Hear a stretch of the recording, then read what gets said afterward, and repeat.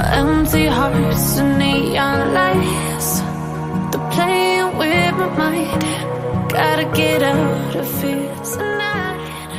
Oh, I wanna run off and fly, and I'll tell myself it's fine to be alone,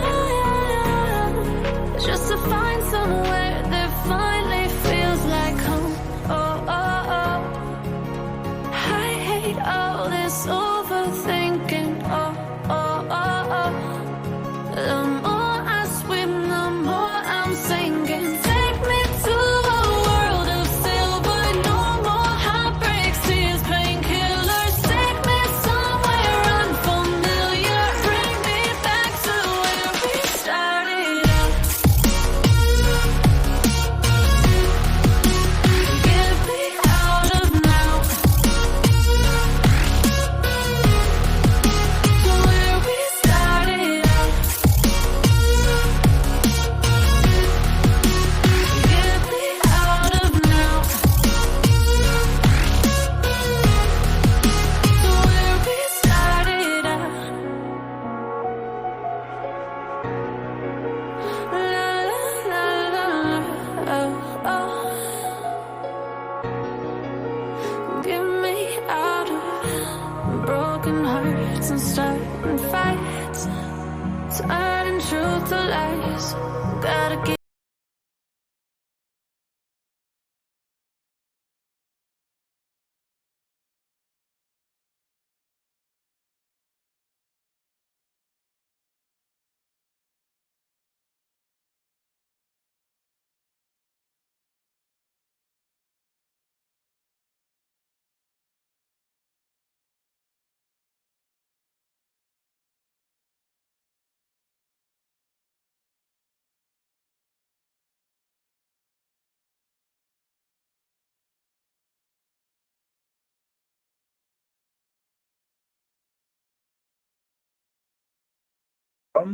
Welcome, welcome, welcome. I decided to go live tonight. Hopefully, Jeff will show up here in a minute.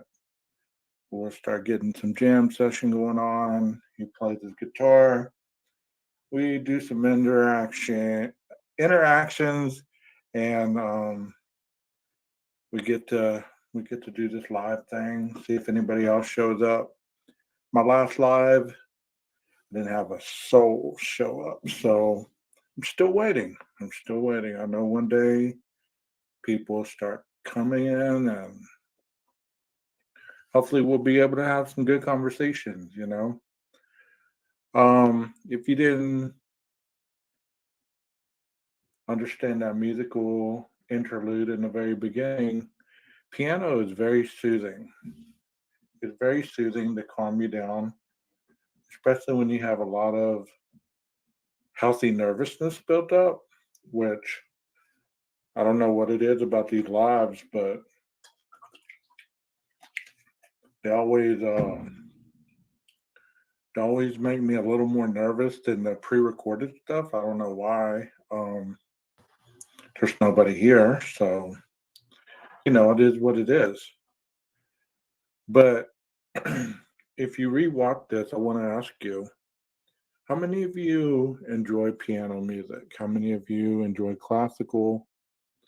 To sit down and unwind and to just enjoy the sound of the keys falling in place and giving you a little soothing calmness, because sometimes life can be hard. Life is pretty difficult for some people. They have stressful days, they have stressful nights, and they need to unwind. The other day, if you haven't checked out my channel, I did a podcast over balanced living. And, when it comes to balanced living, that's part of it, is getting to that point where you're able to relax and chill. The reason that I wanted to do this tonight is kind of like a dry run, because Jeff and I talked the other night and we were talking about possibly doing a live together other than this one, and to discuss some things that we both have some opinions on and theories on and things of that nature. So he had some prearranged thing going on tonight, so I don't know if he'll be able to make it or if it's going a little long, whatever. But either way, I'm probably going to try to do this for about an hour or so and then, you know, end it. Um, as the title says, Sunday night discussions and hopefully some music. I want to discuss, some cases that people like to hear about, some theories that maybe people might have, some questions they might have, um, things of that nature. I've watched probably three lives in the last 3 days, I guess. And they were very interesting. They were very, very interesting, but they got very out of hand very quickly, not by the creators, but the people that came into the chat. And they were trying to deter the creator from having dialogue about what she was trying to present. And that's just rude. That's just rude in all accounts because she wasn't being mean. She wasn't being hateful. She wasn't, you know, disrespecting anybody that was trying to disrespect her live. And she was trying to be, cordial and do what she needed to do, but they were just being disrespectful. She got the message across, I think, and she was able to um, get what she needed done. So I respect this creator and her sidekick because they're very passionate about what they do, and it's nothing to do with it's our way and or no way. They're very open minded and they're very intellectually minded, where they're able to um, assist in finding the truth. One word that I've heard today, because I was listening to a podcast. I listen to podcasts all day long because of the true crime stuff that I'm doing, and I'd like to learn, because even though I've worked in the criminal justice system most of my career, I've never worked on a law enforcement side of it. So I don't really understand a lot of the lingo, I don't understand a lot of the procedures and things of that nature. So I'm always listening to learn. And one thing that I always hear um in these rooms or whatever, these streams, justice for the victims. And that confuses me a little bit because I don't know what that entails really. I mean, I know getting a guilty verdict would get justice for the victims on the family's part,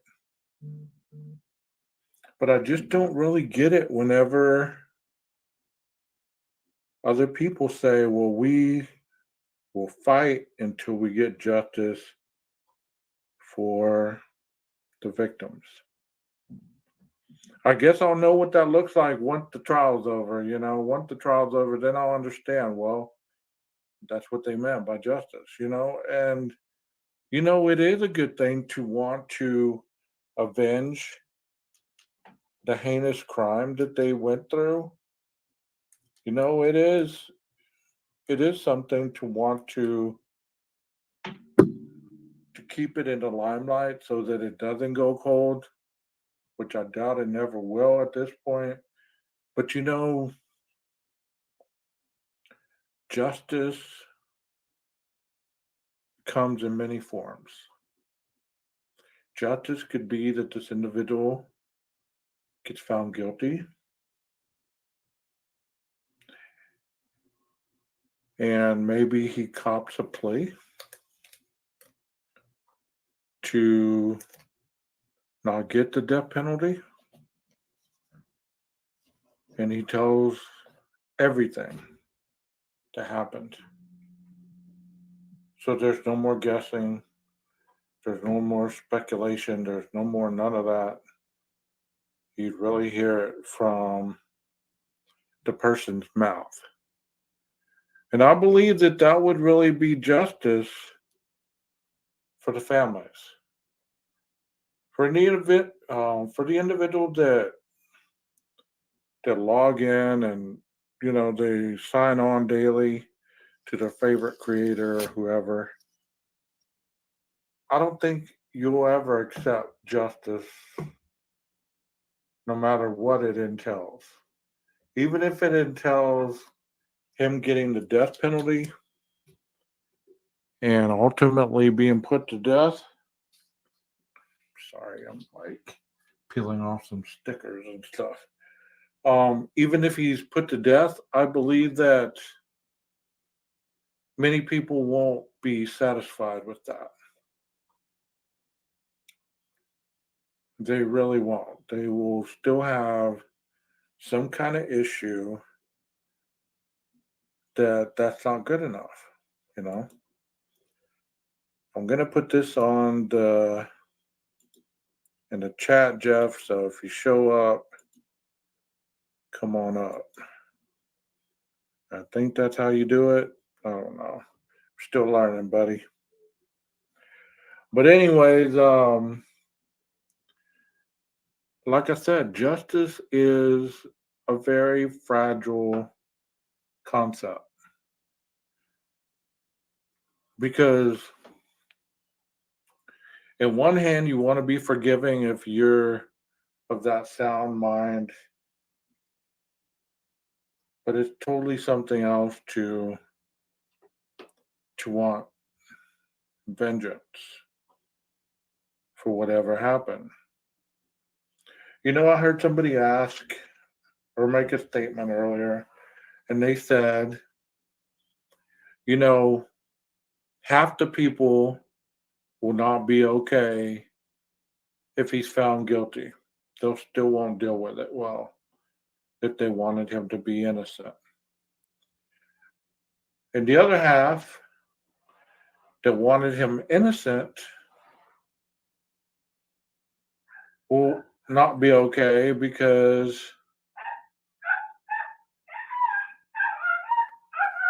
they wanted him guilty. And I hope that makes sense. It's like we're never happy with what we have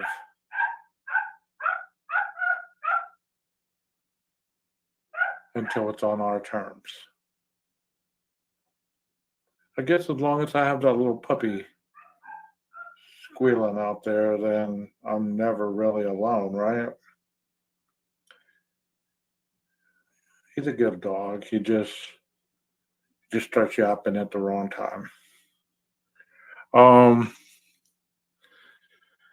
so still waiting for Jeff, so I don't know if he's gonna show or not. Like I said, he might have got tied up and has some other stuff to do. Um, One thing I want to tell you guys is I'm up to 117 subs, which I'm over the 100 mark, which I'm very happy about that because I started with 10. That means some people do enjoy what I do. Some people do enjoy the streams that I talk about. They enjoy what what it is that I present in the context that I present it. So I'm happy about that. Thank you so much. Thank you so much for that. I never thought that I'd get over 50, but here I am at 100. And I'm very thankful for that. Thank you very much. One thing I'll never do on here, and I've made a promise to myself from the moment that I started this because I've seen a lot of creators, they reach a point where they put so much stuff out. They put so much stuff out that they they don't know what to do when they're not doing anything but what has gained them notoriety.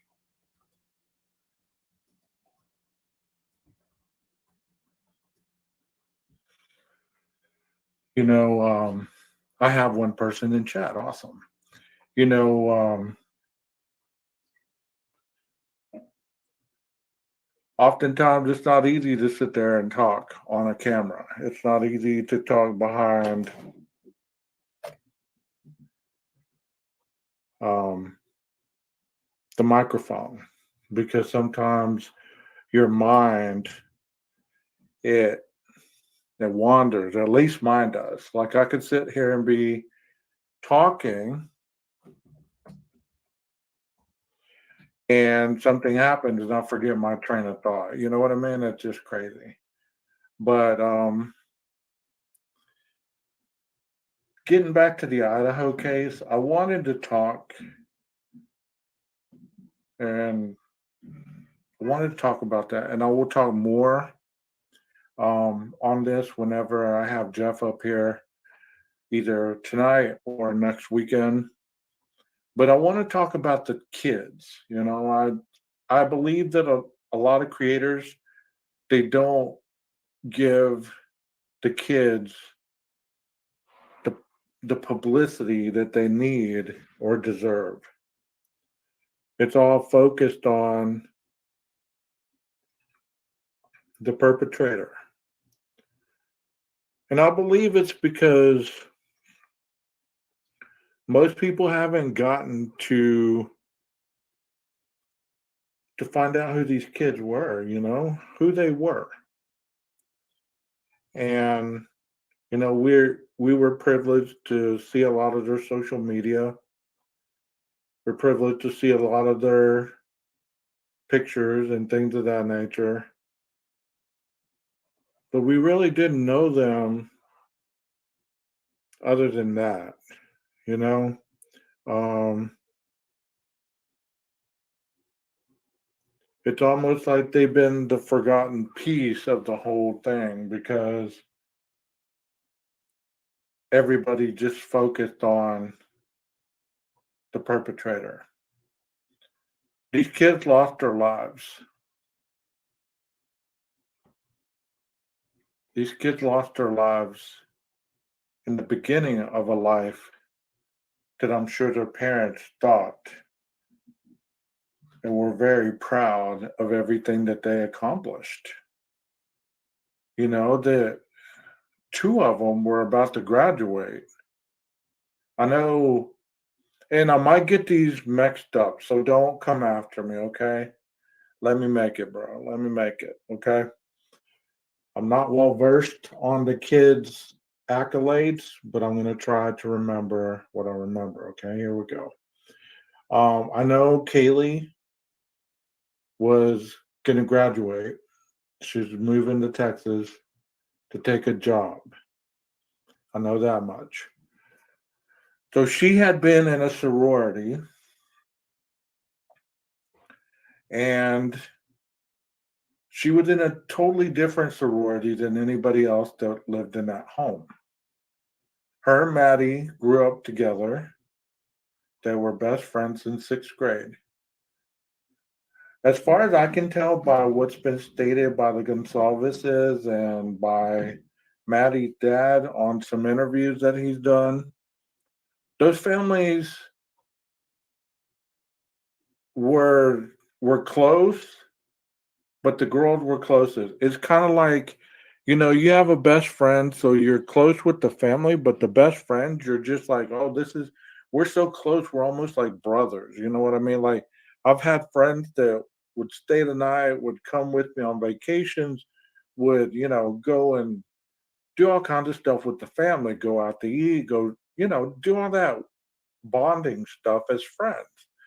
So the family takes them in and they're like, well, this is like my other kid. You know what I mean? They're always around and I love them and I care for them, whatever. Well, that was wonderful, I believe, because it seems like Maddie's dad and mom were having some issues with whatever it was they were dealing with as Maddie was growing up. So it seems like Kaylee took her under her wing and said, "Hey, come hang out at my house, or let's go do this, or let's go do that." Which they stayed friends for a long time, and to go to college together, and even go into different sororities and still maintain a friendship, even though you know that you're making other friendships. That is a tight bond right there. I don't know if you've ever had a bond like that. If you have, you know exactly what I'm talking about. So, those two, they did everything together. And as Sabrina just said, it's sadly the girls grew up and died together. And that is true.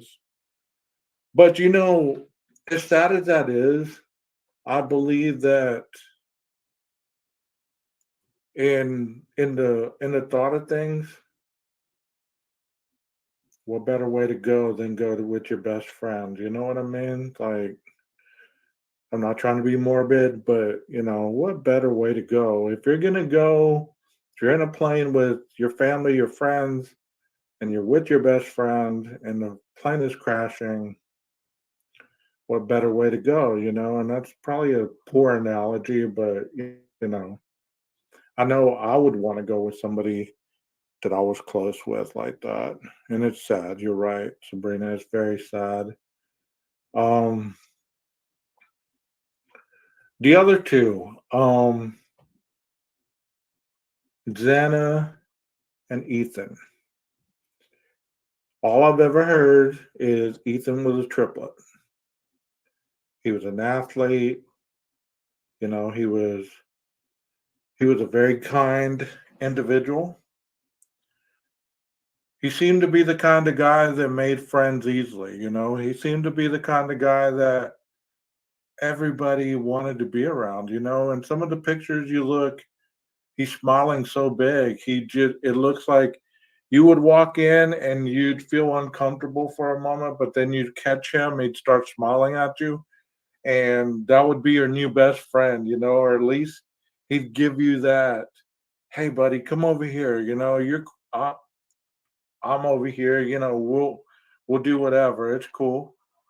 You get what I'm saying? It's like he gave you that presence, and I'm just paraphrasing here, because I don't know these kids, but based on the pictures and based on what other people said, they were very outgoing, and that's one of the reasons I believe that him and Xana got together is because she had that same type of smile, like you can tell a lot about somebody by the way they smile or if they don't smile. Um,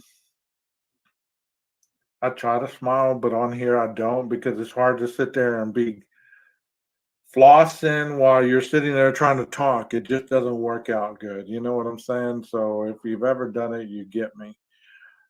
Well, getting back to Xana, they said Xana was an athlete as well. Xana really didn't have a boyfriend until, you know, she she decided that she wanted to get with Ethan and they hit it off. That's what I've read, that's what I've heard. They hit it off. They were inseparable.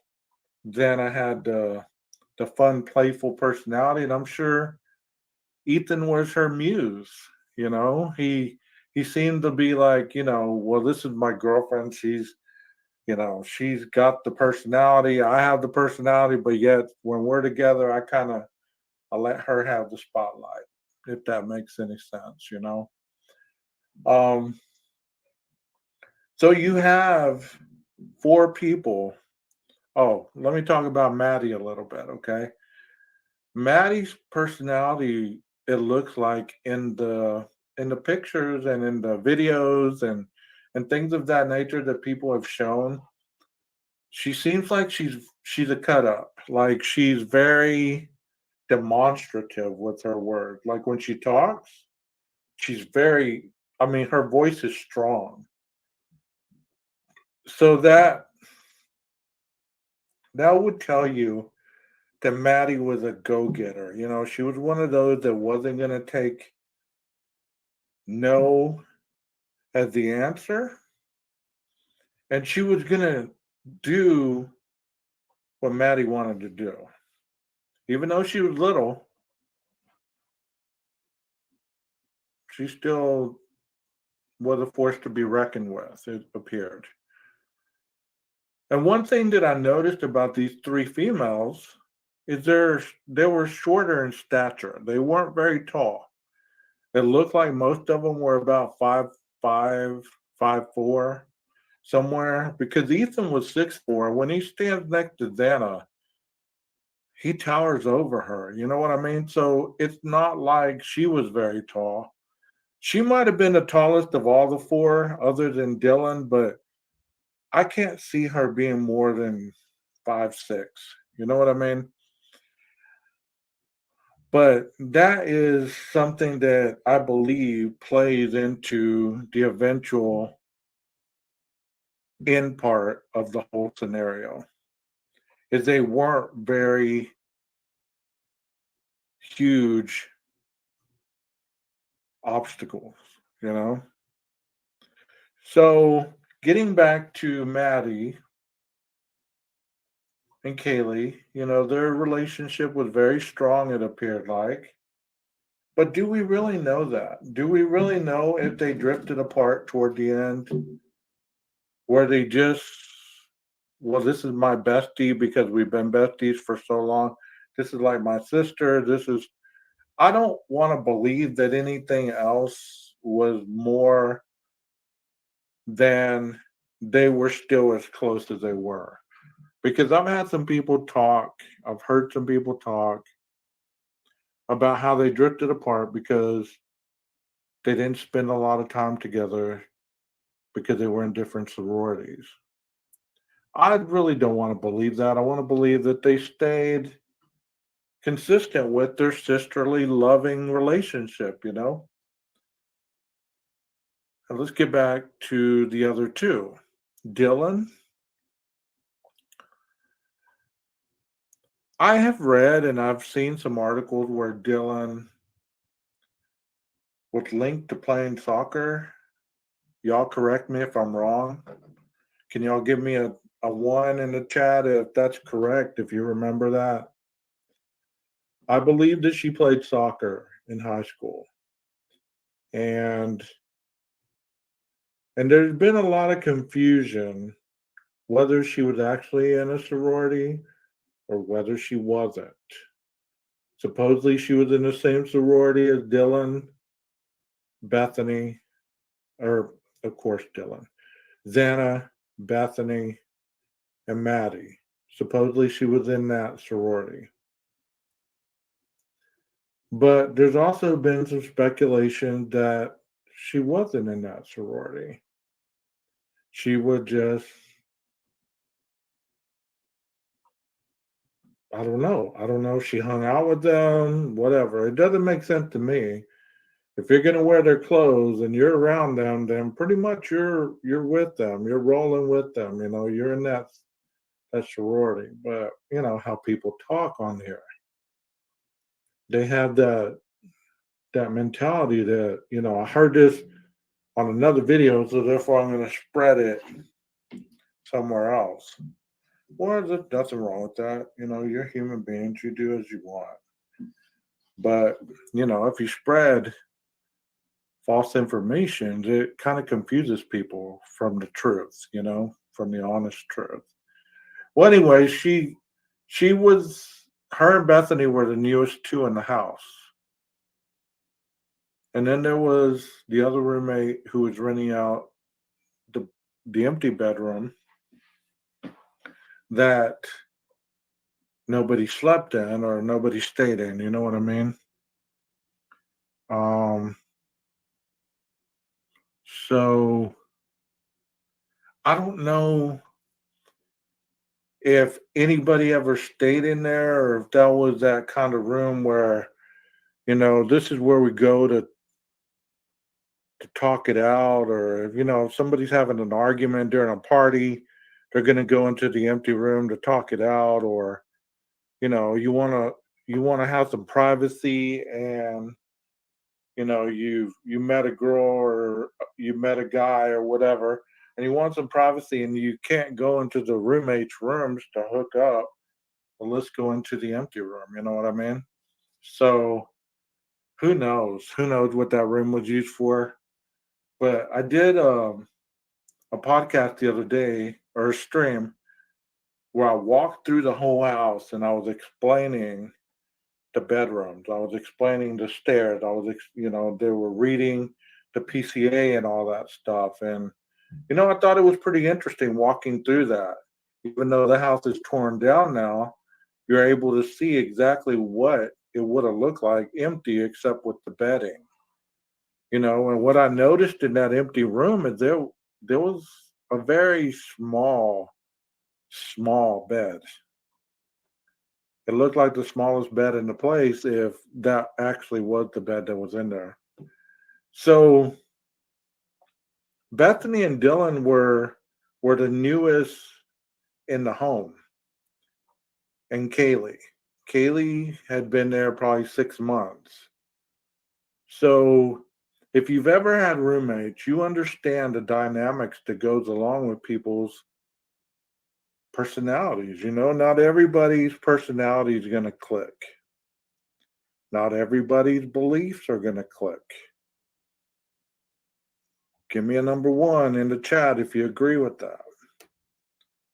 If you've ever had a roommate, you understand that, there's some roommates that are very clean, and there's some roommates that don't know how to clean up after themselves. And they're very dirty. And they're very loud. They don't respect your privacy. They don't do this, that, and the other. So think about that dynamic whenever you're thinking about these roommates living in a 6-bedroom house. And then we throw in another dynamic, okay? Let's throw this in there. One of the roommates has a dog.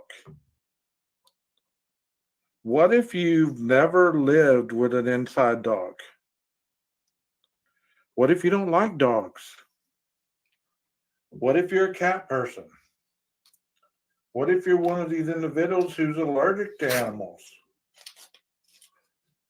And here you got to be around this dog and act like you like the dog because it throws some shade on the owner whenever you give that dog the side eye, or you low key yell at the dog to get away from you. Stop doing what they're doing.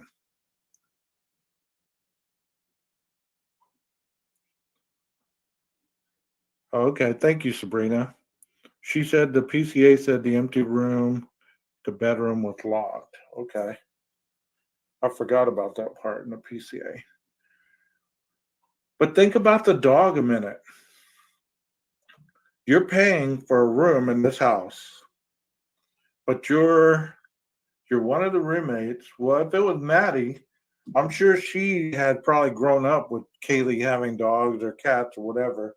So she was always around something, I'm sure. They're country folks. Well, one of the other girls maybe didn't like the dog. Maybe they didn't appreciate the dog. It's not about liking or hating the dog, it's about appreciating the dog. If you've ever been around an animal that sheds, and I don't know if that type of dog sheds or not, but if you've ever been around a dog that shedded, I don't even know if that's the word, but if you've ever been around a dog that sheds, um, you're going to understand that It's annoying when you're wearing clothes and you have dog hair on them, or the dog smells because the owner doesn't bathe them, or maybe the dog got into something and the dog comes in and he stinks up the whole house, or this or that and the other. You know, it's pretty,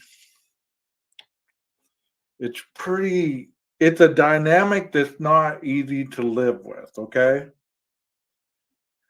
And then you put in the fact that they each had different friend groups, okay? They all have different friend groups. So this person has their own friends, this person has their own friends, this person has her boyfriend plus her friends and his friends. Then you have this person has her own friends, this person has her own friends. So you have all these different friends trying to get along in this house. Let's say that you don't like this person's friend, or maybe you and this person's friend got into it. So you have to deal with that dynamic. Or think of this dynamic, because I remember I lived in a party house when I was going to college. Man, it was insane. One of my biggest gripes was the people that would come and party would always eat up all of our groceries. We could have just went out and bought groceries that Monday, and it was groceries. When you're in college, you're struggling, so money is scarce, and you go and you buy groceries, and that Friday night you have a get together, or Wednesday night, because Wednesday night used to be college night, and people always ended up back at our house. So Wednesday, Thursday, Friday, Saturday, there was all these people in your house. And when you go to eat breakfast, or you go to eat a sandwich, or you go to eat this or that and the other, and there's no food. You're living on a strict budget. You don't think that would make you upset a little bit? I'm not trying to give reasoning for somebody to hurt somebody else. I'm just putting out the basic facts of what it would be like living in a house like that, because it's never really discussed. All it discussed is what you saw. The last images were of a bunch of dirty dishes, a bunch of half-eaten food, stacked by the sink, and a Jack in the Box bag. So that's a very, and then people are like, oh, they were slobs, or they were this or that. But then it was a clean freak and this and that and the other. How do we know? We all have our good sides and our bad sides. And I understand that when somebody is hurt by another person, it is human nature to want to nurture that person or their image to be something that is never tarnished. So when somebody passes away, or somebody is talking about the person who murdered them, their son or their daughter, you always hear, my kid was a good kid. He was a good student. He helped people. He helped his family, this, that, and the other. Hell, I'm sure Brian's family, if they were to be asked off camera, they would say, Brian was a good kid, man. He was smart. He threw out the trash. He did this, that, and the other. He was good all the way around. He was very, very, easy to raise, and this, that, and the other, until he got on drugs.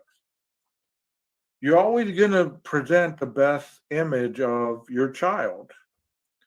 So to say that none of these 6 people that I'm talking about had any flaws that would have caused them to have animosity toward each other, or not even like each other, it's just foolish to think about. Because what if they didn't like each other like the pictures specify?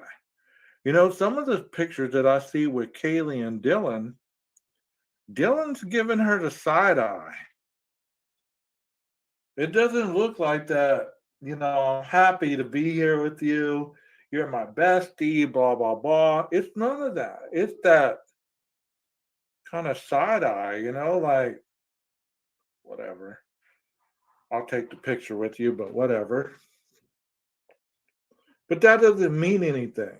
It just means that she may have had some animosity, or maybe she didn't even know this person that well because they both just started living in that home. Instantly, you're not going to be buddy buddy because there's one thing about people these days is they don't want to be fake. So if they're a bee, then they're going to show you this is who I am. I'm a bitch. So I don't want you to get it twisted. I don't want you to think I'm a nice person. I'm going to show you who I am right off the bat. Or I'm an asshole. Don't expect anything else. I'm a smart ass. I'm sarcastic. I'm this, that, and the other. Don't expect anything else. Do y'all get what I'm saying? I hope you do, because I feel like I'm talking in circles, but I know I'm making a little bit of sense, hopefully, because I'm talking in an avenue that isn't normally talked about.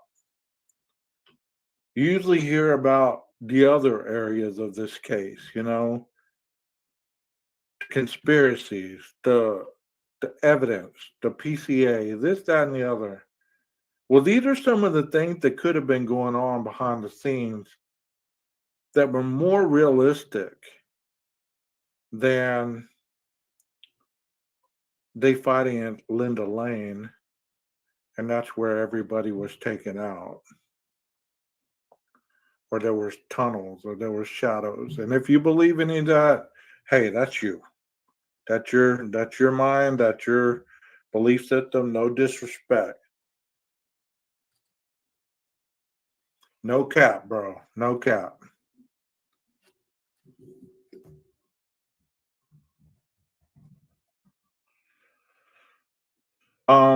Jeff just made it, so let me send him the link. See if I can do this.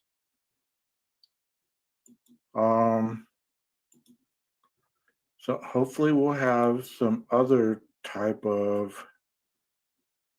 commentary other than my own. And here in a little bit, if somebody else wants to come up, just let me know and I'll let you hit the link and we'll all have a conversation together. Let's see how I can bring him up.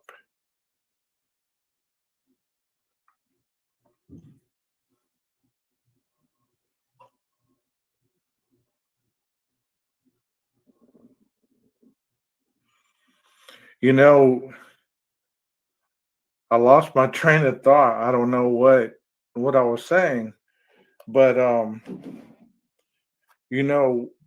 one thing that I remember about the party house is that most of the time,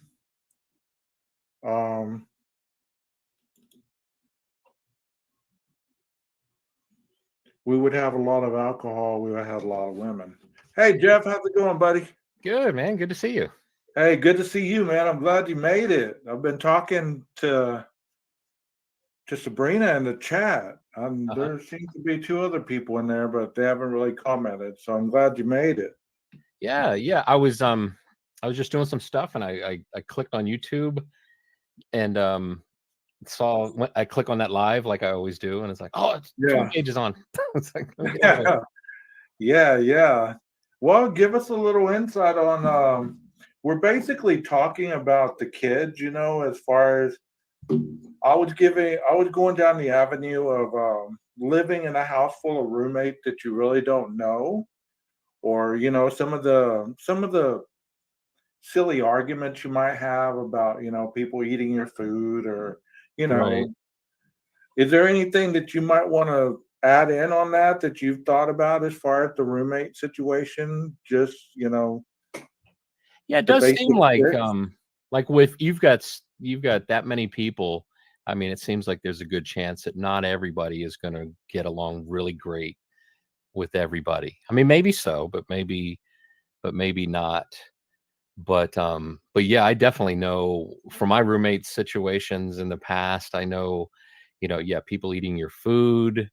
Um, I was actually the one who collected all the money to pay the bills for us.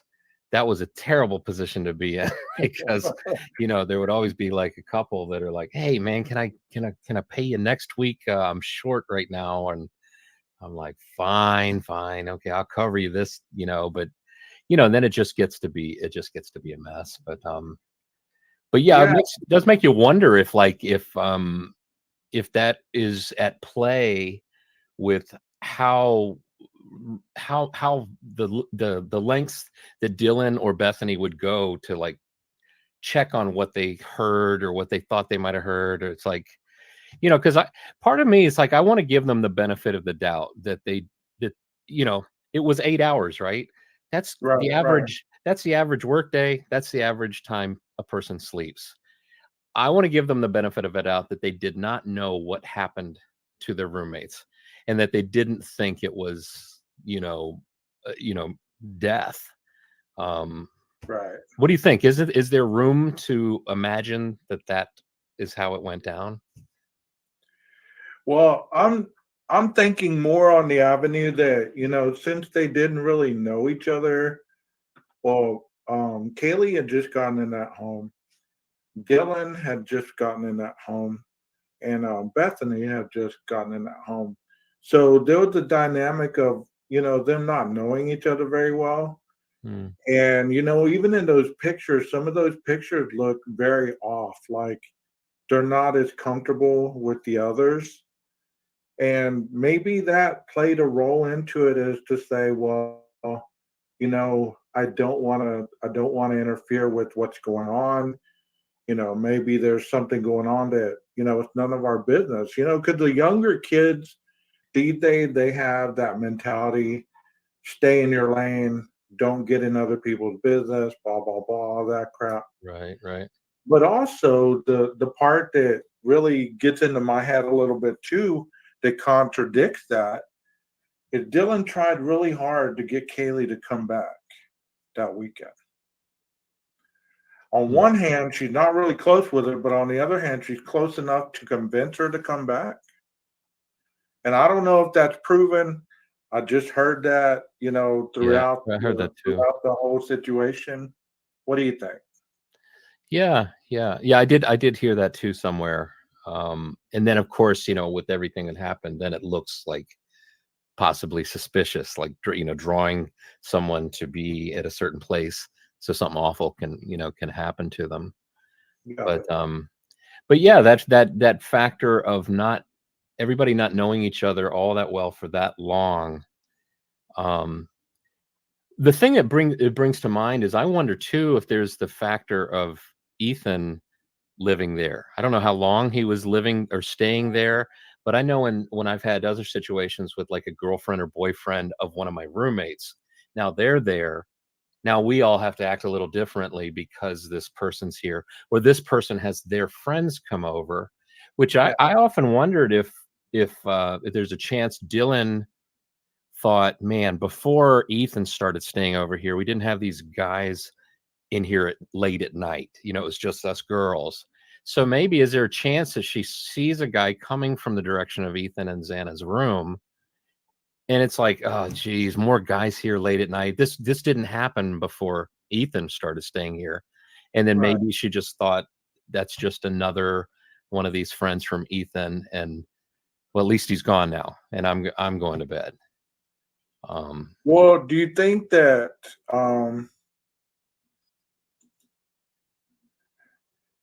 I got that on there, Jeff? It says I cannot imagine this, Jeff. So Sabrina says she's shy. I'm shy too. Come on, Sabrina, come on up on. I am extremely shy.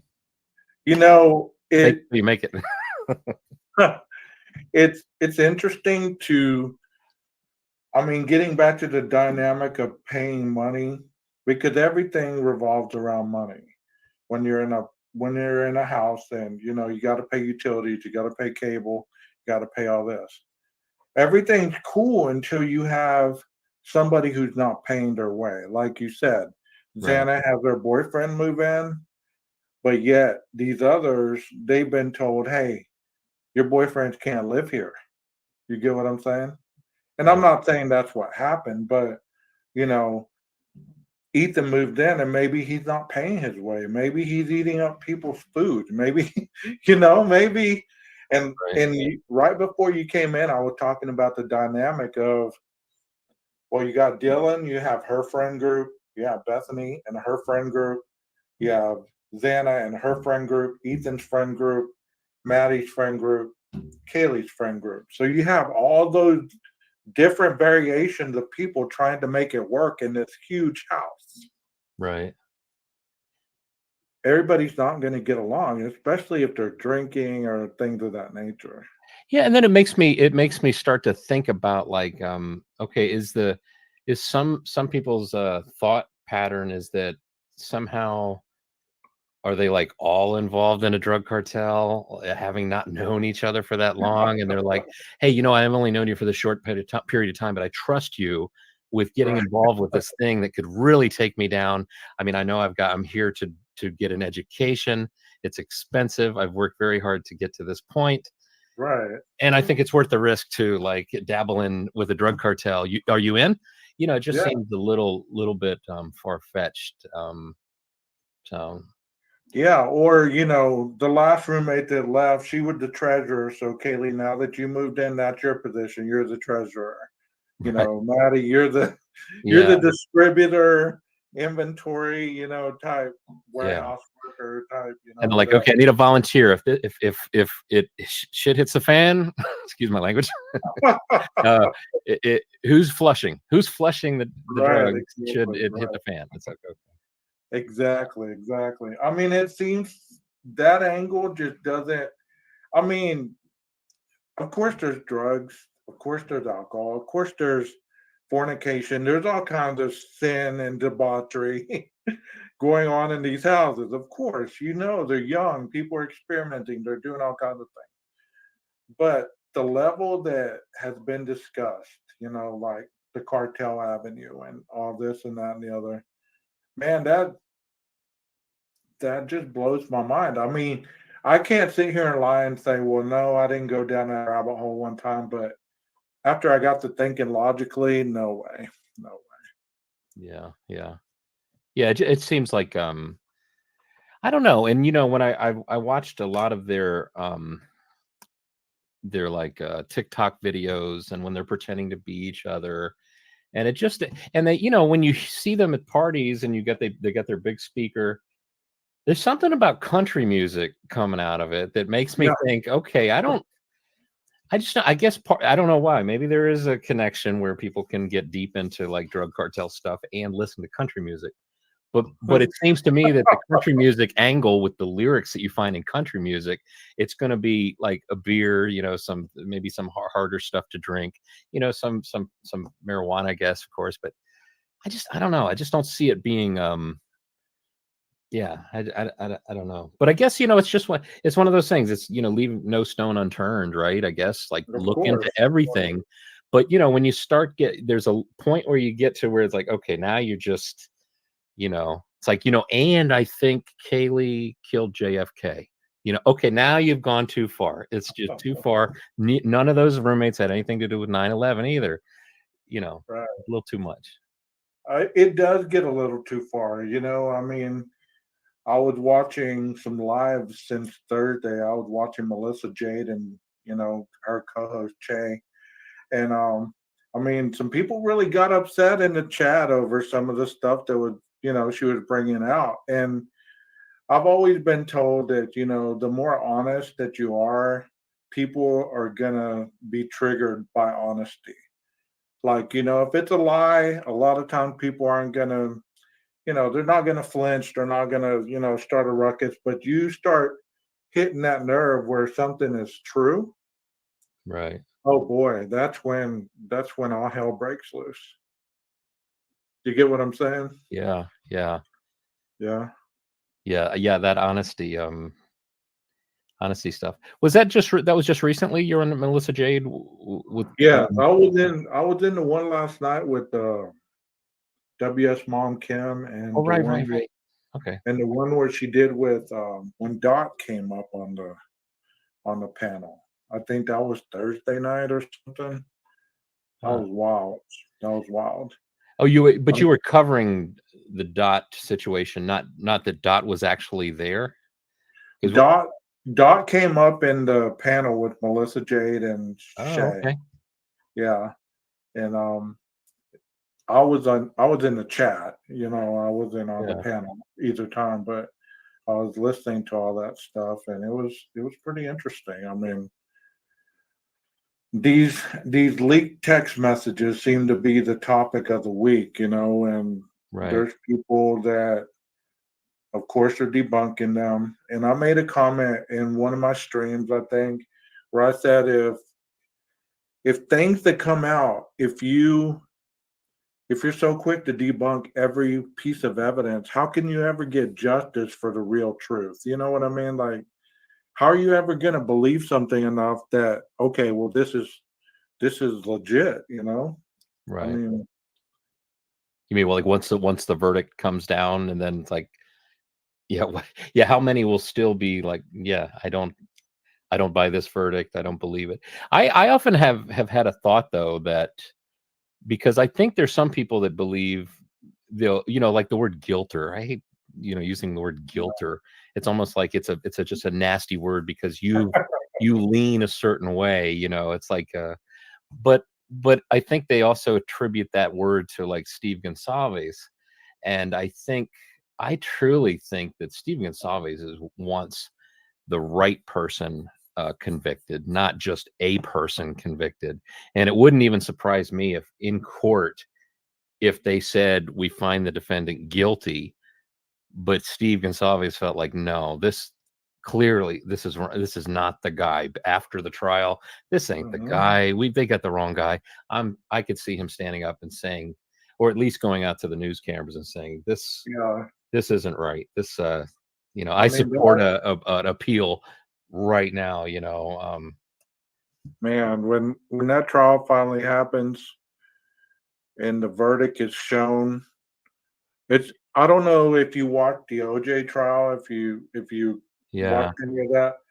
Well, I was watching that every day, and I mean, when they read the verdict, it's like the whole world. You could almost feel the whole world just ignite just a little bit. You know what I mean? All at once. And I mean, I hope it doesn't get to that extreme with this. I hope that people are able to handle the truth, whatever it is. If he's guilty, automatically he's going to have an appeal. So it's not like they're going to kill him the next day. You know what I mean? right, right. So, but It's a a very lot of slow process to get to the a end. lot of people think, well, if they find him guilty, they're going to shoot him the next day, and that's it. It's going to be over.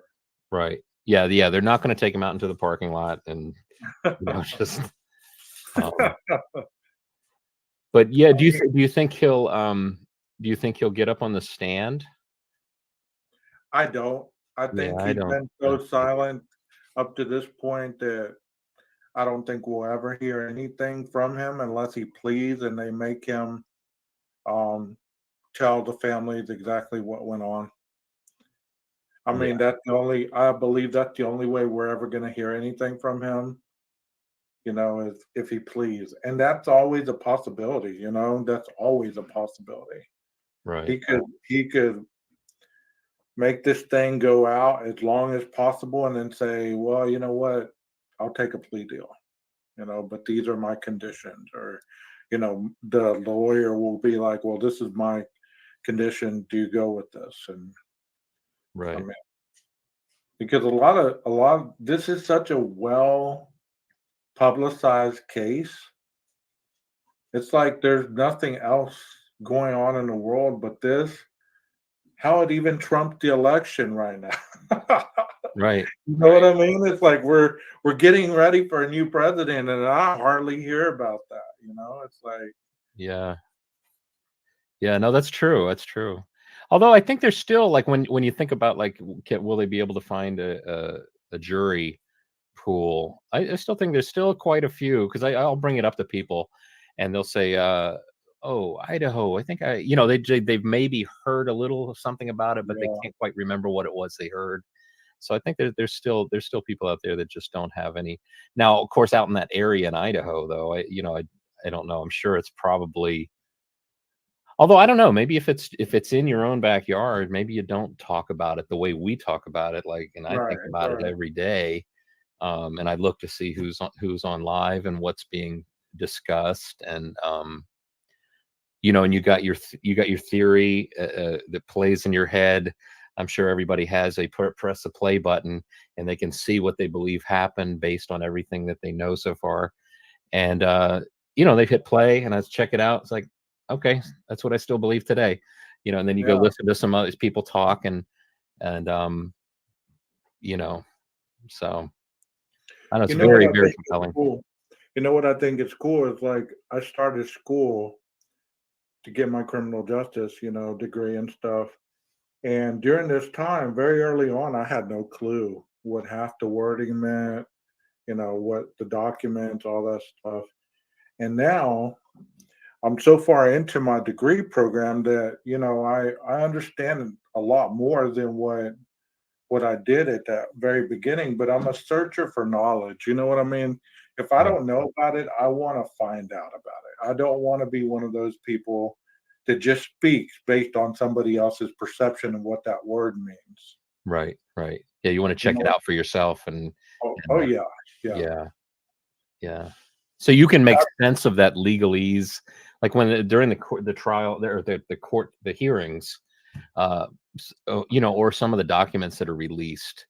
yeah, I really do have to lean on and rely on, other people's interpretation of, or not interpretation, but their understanding. Like the lawyer, I like to watch him because he can break it down and explain, what's being said, why it's being said, what the angle might be.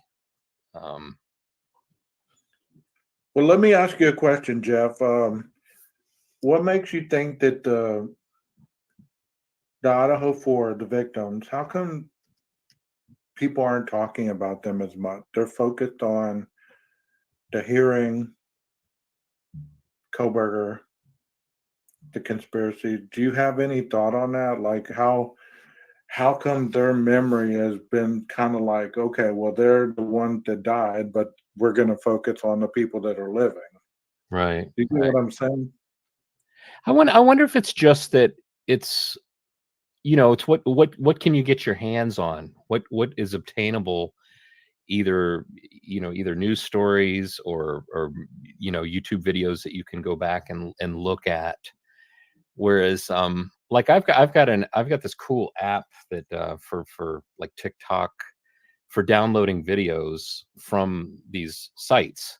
So anytime, like I had gone down the rabbit hole of trying to find and look up names of anyone on TikTok that was either commented on one of the victims' TikTok pages, and then I'd look them up, and then sometimes they'd have videos of the victims on their Right, page. So this app is pretty cool because you copy and paste it in there, and it just downloads to your computer all the videos they've got posted. And so so kind of I do kind of look at those and try and get a sense of what kind of people they were. um I didn't go really too deeply into that. I think there's probably others out there that have, but I think it's I don't know, maybe it's so compelling. Like if Koberger's education, Catherine Ramsland, the professor that wrote about the autobiography about BTK. It's just so like that's one of the things I find so interesting and compelling, is that is this um is this someone who was studying to be the good guy to find these bad guys, but then something, like Star Wars kind of turned to the dark side, or was the dark side part of something from the early on? um but it's very compelling to think that somebody that studies how to be in law enforcement, is it something that is of interest, like to understand? You go in trying to, and well, you're in this similar situation. Hope you don't go down that road. Stay in the light, man. Stay in the light. You know what I mean? Yeah, I get you. I mean, like you and I talked about the other day, if you indulge yourself with so much evil, Yeah. all your demons are going to get attached to whatever it is. And like I've stated, working with drug addicts and alcoholics and people of criminal minds, you know, as long as they're doing well, then they're being fed by a spiritual being, they're being fed by a spiritual awakeness, and all this other stuff that's spiritual, that's very enlightening, positive. The moment that they start allowing themselves to drift back into, as you said, the dark side, Right. then all of a sudden, the venom starts overtaking them, and they become that creature again. Yeah. I believe that, this is my thing on Koberger. I believe that for the bright person that he became, his study was the chameleon effect. It was, well, I want to be accepted. I wasn't accepted as a drug addict. I wasn't accepted, because I was fat. I was this, I was that. So therefore, I'm going to give the world something to accept me by. They can't kick me out because I'm the brightest in the room. They cannot accept me for being, continuing my education and studying under this person, studying under that person. I'm going to get my PhD, so you have to look at me. But something along the way, I always call it the Jumanji drum. Did you ever watch the movie Jumanji? Oh, with the board game. Yeah. You know that drum that beats? It's like the heartbeat type drum. Well, anyways, I always tell my clients it's like the Jumanji drum. That's whatever your affliction is that you fight on a daily, you're fighting beneath the surface to let that come out and play, so to speak. So Right. maybe the fact that he knew so much about crime scene investigation, how to the forensic part of it, how to get past that, how to get past this, how to get past that. I just wonder if that was him in his car.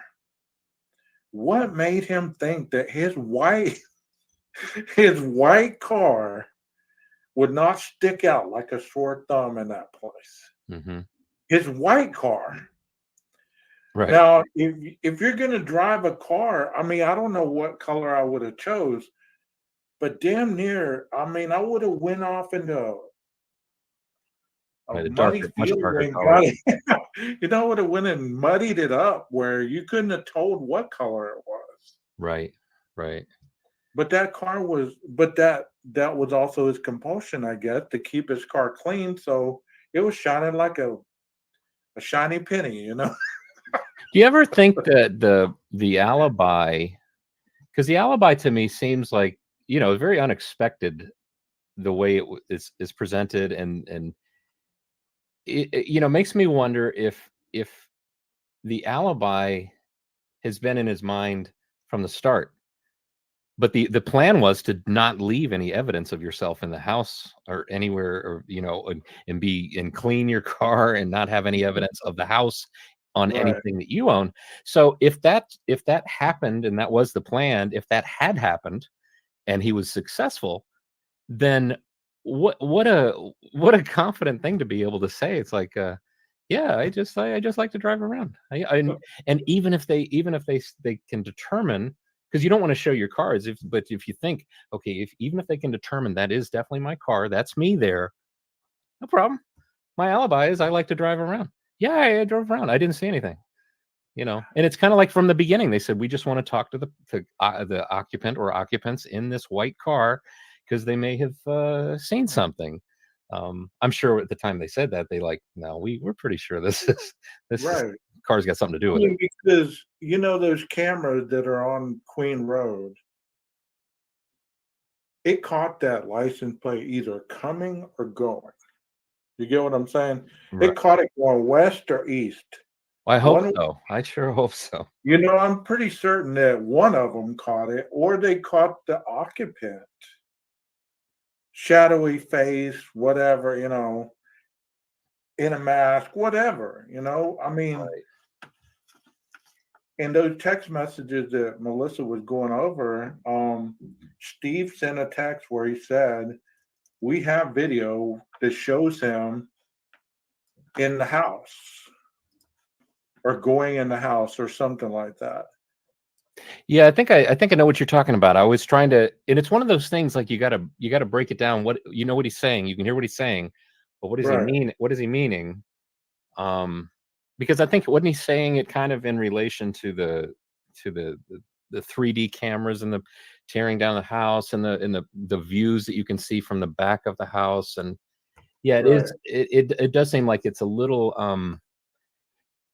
unknown as to exactly what he means about and what he knows. right. But I know it can be interpreted. I think what you're saying is that, which does make me wonder. Well, even from the PCA, didn't it say it had a failed attempt to look like it was parking in front of the house? So how Yes. was that seen if the only cameras I know of aren't pointing at the front of the house? That makes me wonder, is there a camera that we haven't even heard about that I'm pretty captured certain. something? I am pretty certain about that because it does show that. I was watching the Gray Hughes, I guess, the other day, and he was showing the car going all over Moscow. Well, it showed where he attempted to park in front of the house and he clipped his tire.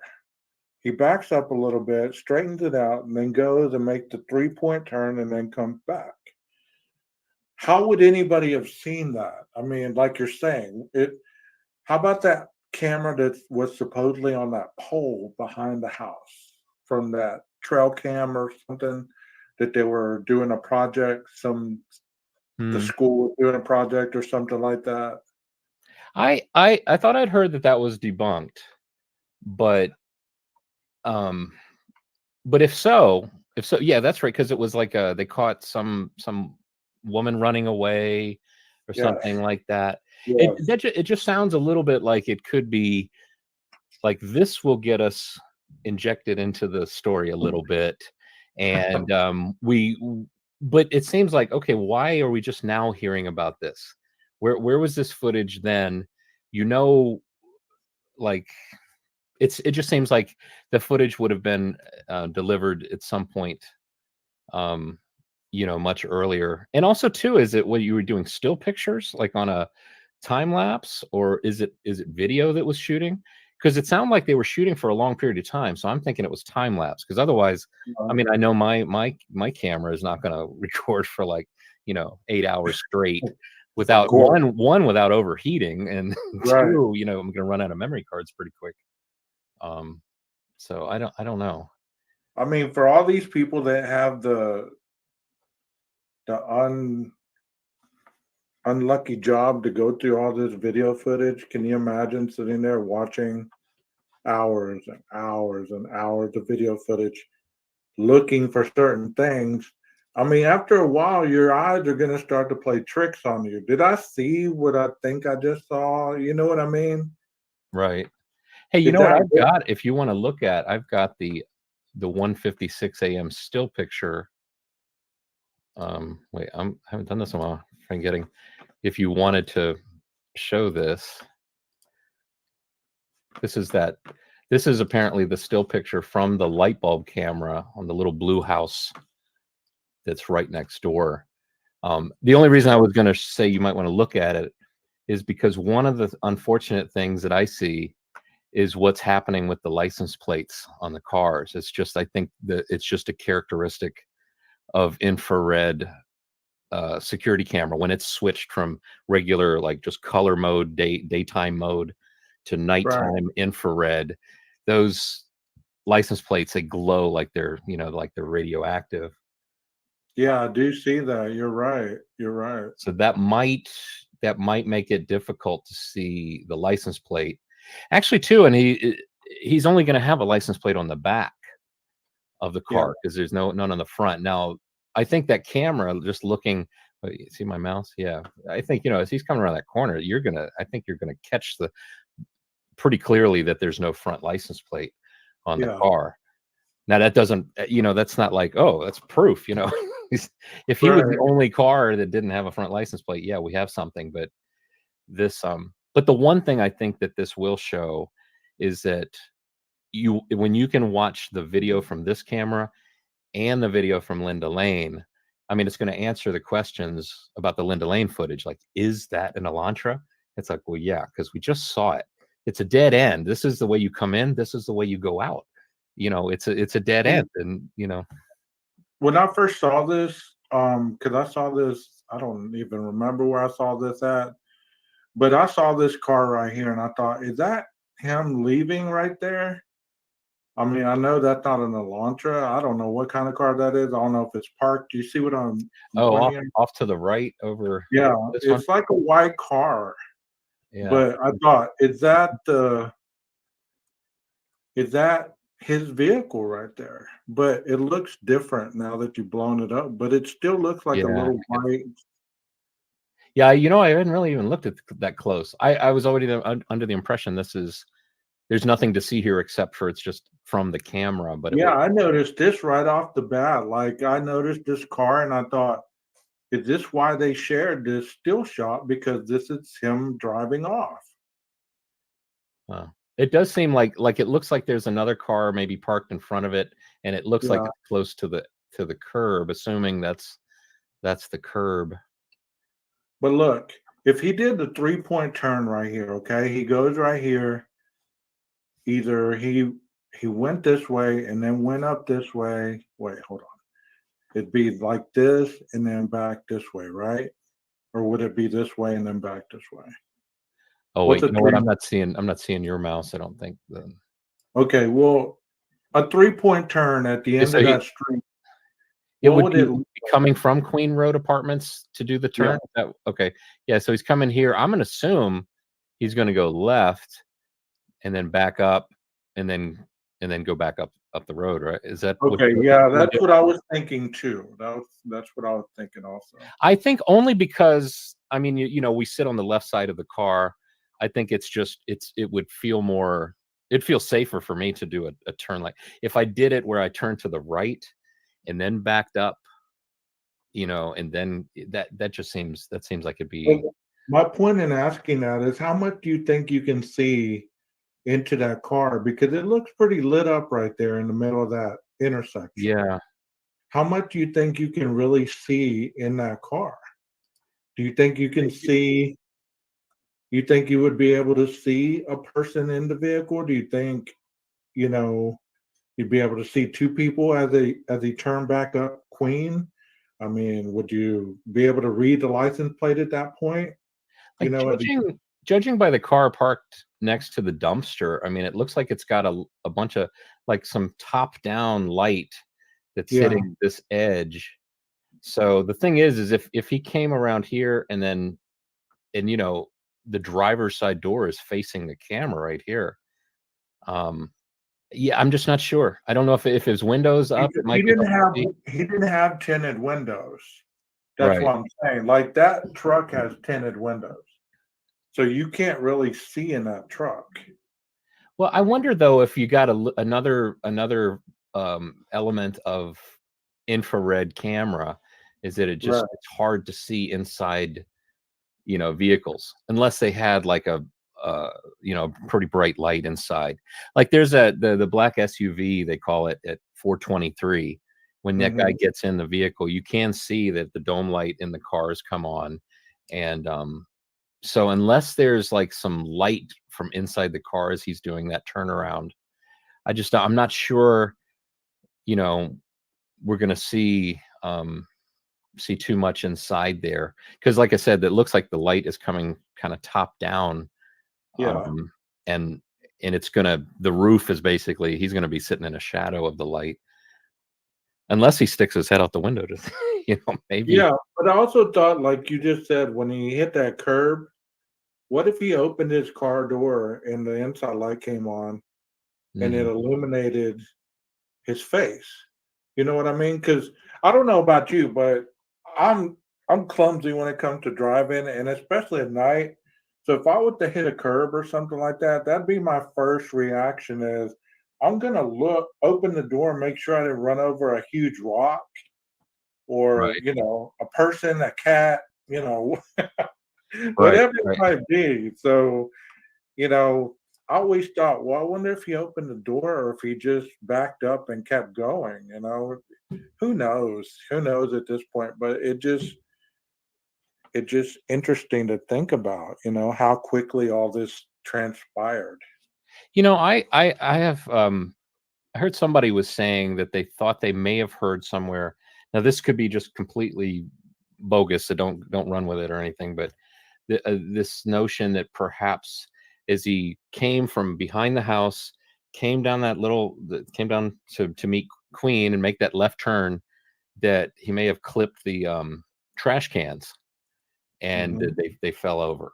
Now, I don't know if that's true, but if that is, maybe it is possible. Maybe, maybe he did, open the door to check to make sure everything was okay. Actually, one of the things I keep meaning to and want to do, maybe even tomorrow I might try and put it together, but I did a little video of I took a Google Earth map of picture of the neighborhood, and I had a little tiny still picture of an Elantra from the top, and it drives around the building. But I wanted to take that with the sound you hear at 4:21:19 a.m. That's the sound of the car just taking off like they just robbed a bank. Is the way I put it. The and just try and imagine the path, because I think you can hear that he maybe makes that left turn, loses a little bit of control, and Yeah. then hits the gas to head down towards the stop sign we see in this picture. Um, if it lines up, I mean, it would seem to kind of make sense because there's skid marks that they measured in front of the house. Um, that would make sense that they would be there. That if Right. Because if he lost control coming around that left turn, because I mean, think about it. He was just, I think, well, you would maybe know better with like the human nature of people. Someone who's just done something like this, will they kind of be like, just hit the gas, I got to get out of here, or will they be very controlled and like the person at 423 that's casually walking to their SUV, hitting their key fob twice, lighting up the whole parking lot for everybody to No, see, like, hey, I'm just going to no, work, no, I don't think that. I believe that just like other people have stated, his adrenaline dump was probably a full tilt. It took everything in his composure to, if he did strip down, it would take everything in his mental capacity to focus enough to strip down. That's probably why he left the sheath under where he left it, if he left it, because at that point the adrenaline was kicking in, all that high, So by the time you've done all that,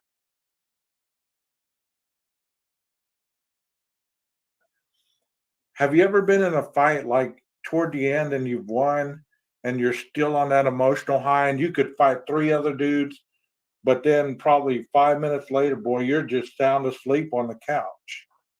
So this would be just like that. It would be like, he's hauling ass around that corner.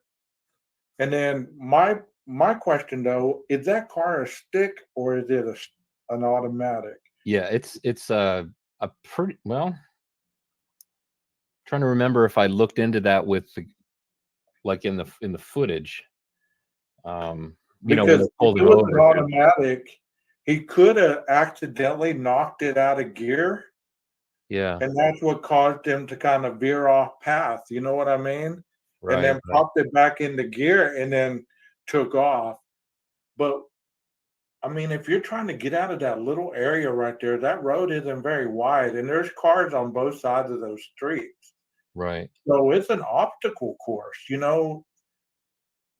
it's not like that road is clear and there's no cars on the side of the street. So if he lost control on that turn, he's probably like, oh shit, I'm about to hit this car or this dumpster.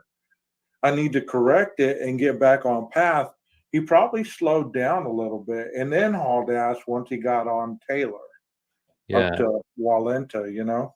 You want to see the I think I have the skid marks shot. Yeah, I mean, show me what you got, man. I mean, should be able to find this pretty quick. Sabrina, you still here? Give me a 1 if you're still here. Everybody else left already. Let's see.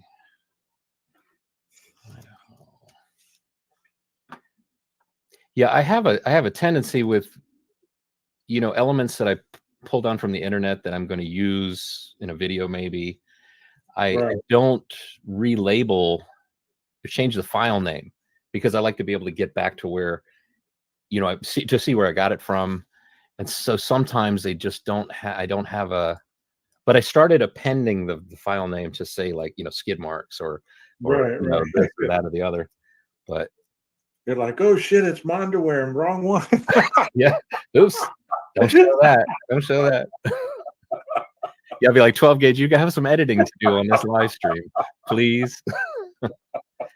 Like, man, what kind of show is this? And see, like this, then when I look for, I like car skid, I have a folder with sound effects of a car skid. Yeah, I remember hearing the Linda Lane where that car actually revs up. And that's why I was saying, did he knock it out of gear and revved it up and then popped it back in gear and took off? Well, now, you know what we could do? Do you want to listen to that sound? I think that would come through okay. To check that I know I have on my channel, so that's easy to. Sure, let's listen to that. It's easy to pull up. So it's going to be the 4 a.m. Let me cue it up to. All right. Oh, look at that! Like I hit the bar in the timeline. I was 1 second off from where I was trying to get. Wow. Present. Share screen.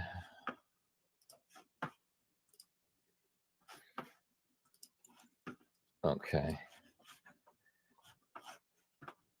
So I'm gonna I'll back it up to.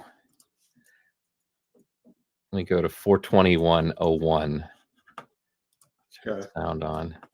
So 421.01 is where I believe I hear a car trunk slam shut. And then 18 seconds later at 421.19, that's where the car is speeding off. So 421, that's when he would have put everything in the trunk, right? Yeah, so that's what I'm speculating might have happened here, is that at 421.01 slams the trunk. Because the weird thing is, when I was first looking into this and I was like, what is that sound? It's like 18 seconds before the car's taking off. That's like, if it was the car door and you just did this, and this is truly what it is, if it is, you know, the killer, it's like, why would you wait 18 seconds to get out of there? But then I started thinking, okay, maybe that's a trunk sound. And that makes more sense. It's going to take a little longer to come around the car, get in the car. And the thing is if he's parked at the back of the house with the driver's side door facing the house, it would make sense that you might not hear the car door because it's facing away from the camera. Right. Plus, too, maybe he slammed the trunk and thought, "Oh crap, what the hell am I doing?" Right. It's like I gotta not be so noisy. So then when he got in the car, he was like, "I'm gonna close the door a little quieter." You know. Yeah, because you know, people do that. You know, I used to sneak into a girl's room, you know, don't get this the wrong way, but my girlfriend, you know, I'd sneak into her room and I'd go to leave and I'd slam the damn car door and I'd like, great job, man. Your dad's gonna come out any minute with that shotgun. Right. You know? Yeah, you thought the car door slam was loud. Wait till you hear that shotgun going off. Right, exactly. All right, so let me hit play here and see if we can hear this. All right. Here comes 4 seconds from now.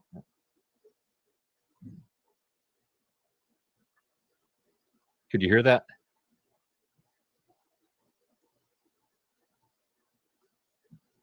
Yeah. I'm going to mute my mic so it doesn't interfere.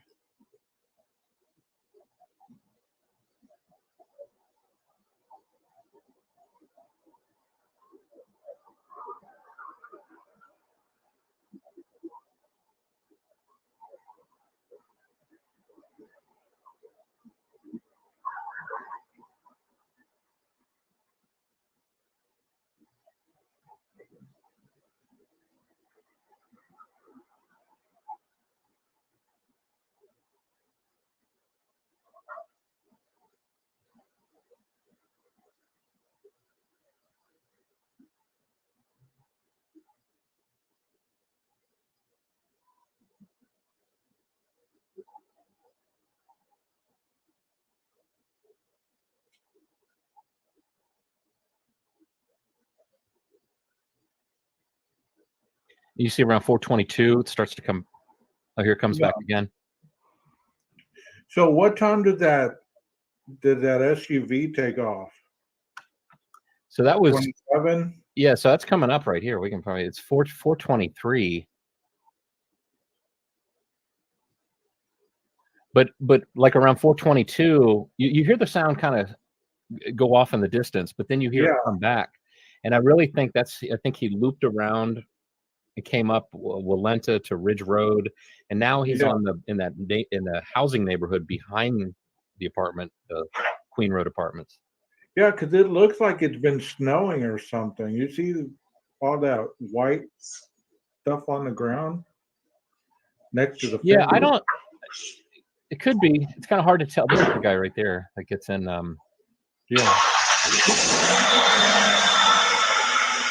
It's hard to tell if that's snow there or if that's just the infrared camera and what it's it's how it's showing us.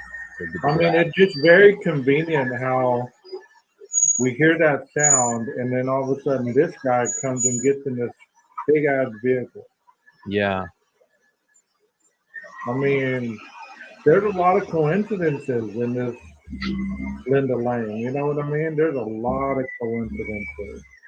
Right. I mean, is it out of the realm of possibility that this person is involved? No, but I do find it interesting though that, let me go back to where he first comes out. I mean, you can see he hits the key fob.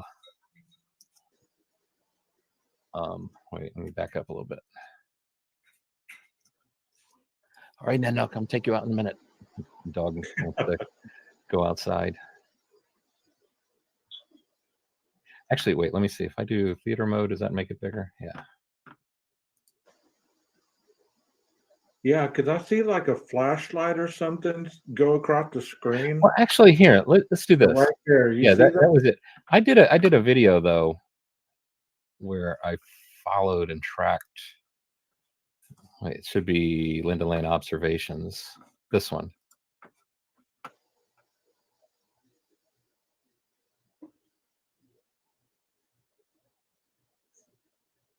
Okay. So you can see the guy walking.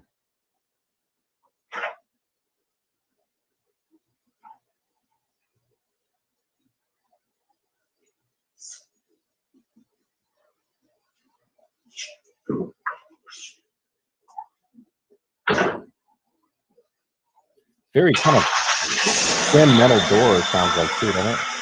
Yeah. That's a big ass truck.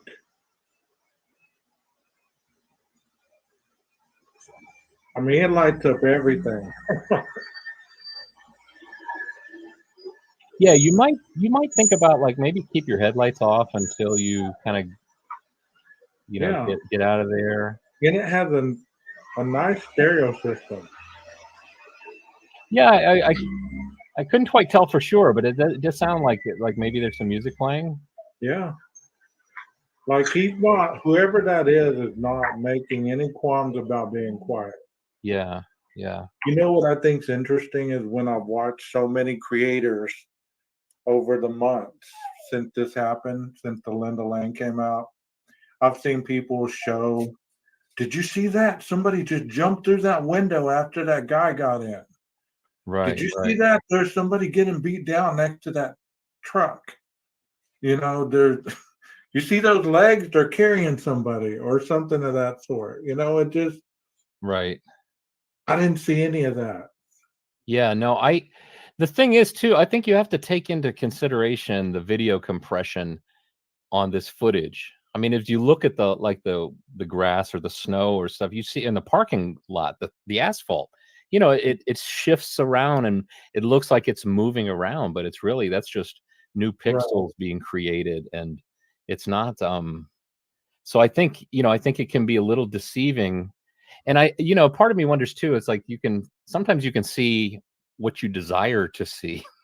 Right. um and you might go with what you desire to see rather than trying to explain what's really going on in front of your eyes.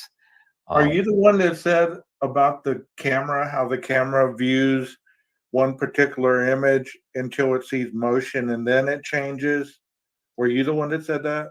yeah, it's no, I'm no expert on video compression, but from what my understanding is, like, so this image of this parking lot with this Toyota in the foreground, nothing's changing for a Right. long time. The camera's not moving, the car is not moving, and so in video compression technology, it's going to continue to just try and show you the same frame over and over again.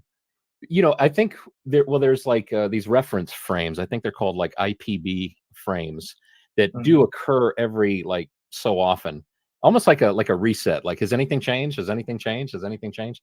And so then it isn't really until something new happens in the frame and it says, oh, we got to make new pixels for this new information. But we can still keep using the rest of the frame that hasn't changed. So it's a blending of the new information with the information that's always been sitting there.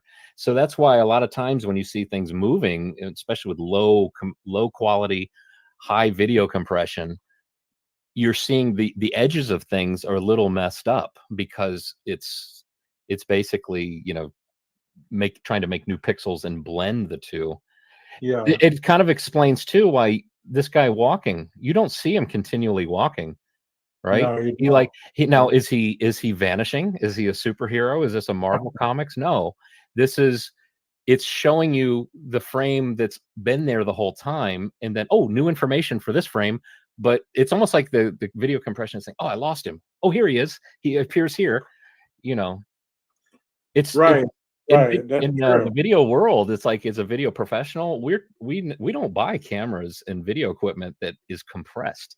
We want uncompressed video for this very purpose. We want the quality.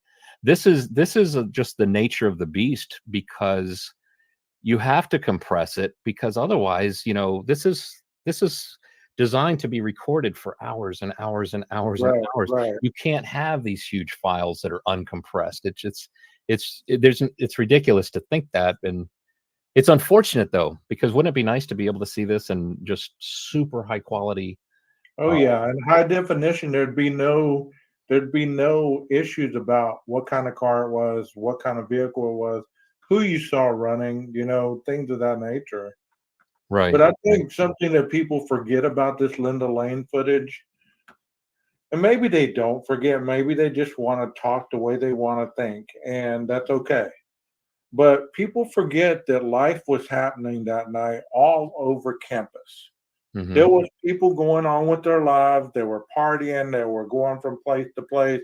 There was people driving up to those apartments, picking up their friends. Maybe somebody was having an argument, having this. All this stuff was going on. right, These events not necessarily have anything to do with what happened at that house. right, But somehow or another, people interject every little scenario into, well, they must have known what happened, or they knew, or they heard something, or they heard the dog barking, or this, that, and the other. One thing I heard very early on is that dog is not the type of dog that barks. right. He might bark, but he's not like the little devil I got outside that sit there and yaps his brains out, while I'm doing a stream. He's a yapper. He'll sit there and yap. I love him, but he's a yapper. Um, but but I I always heard that Kaylee's dog was not a barker. Right. Was not a barker. So What kind of dog was it again? As a Labradoodle? Is that what it was? yeah, a golden doodle or something, labradoodle, something. I don't know. Yeah, I wonder And if it. also, they don't shed. They were saying that I heard very early on that the dog got shaved, and I remember seeing a video, Uh-huh. or not a video, a picture somebody took of the dog bed right outside Kaylee's room, and there was dog hair all in the dog bed. Ah, yeah, yeah.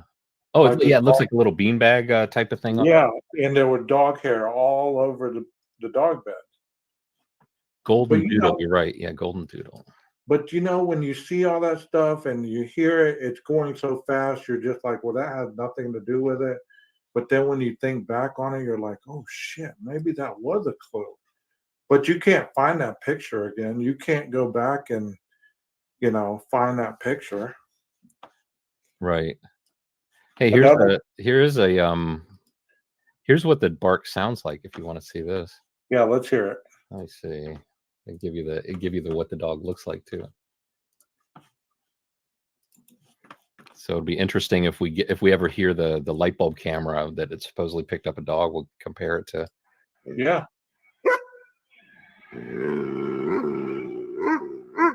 Wonder if my dog.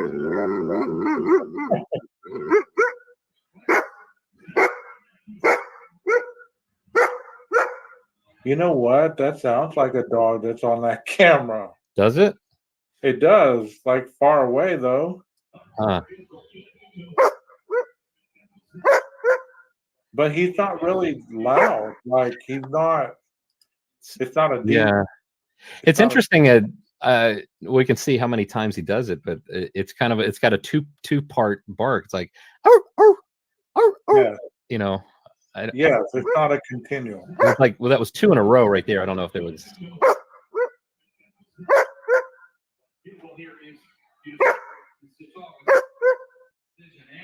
That's different from my dog. My dog doesn't do the two.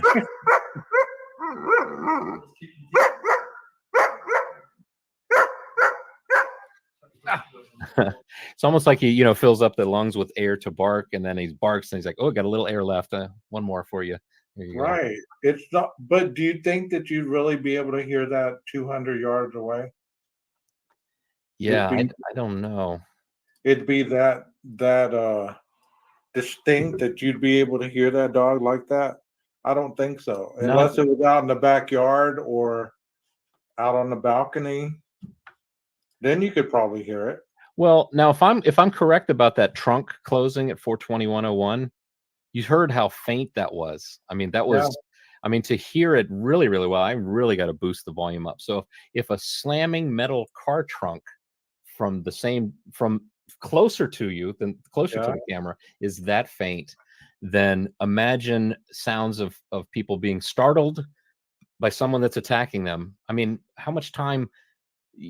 I don't see necessarily screaming happening right away. I think there's more just shock of like, what am I seeing? What is happening? And then by then it's probably too late. I've also heard interviews with people that have been stabbed, and I think there was one guy who said he was stabbed. He ran to his car, and it wasn't until he got into his car that he realized he saw the blood. He realized he was stabbed. So didn't he know he's been stabbed? But and I I mean, know the coroner.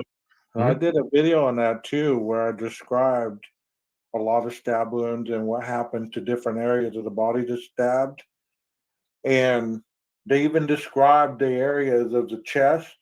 Like if you're stabbed in the chest or you're stabbed in the arm right here, or even in the brachial area right here, you have no control over your arm. Like you get stabbed right here or sliced Hmm. or stabbed, these nerves and the muscle get torn. So therefore your arm just flops down to the side. It doesn't matter how much you want to use your arm, you cannot bring it back up. The same thing with being shot right here. In the movies, they get shot right here and they're using their arm to fight somebody off and throwing somebody off. That's not realistic.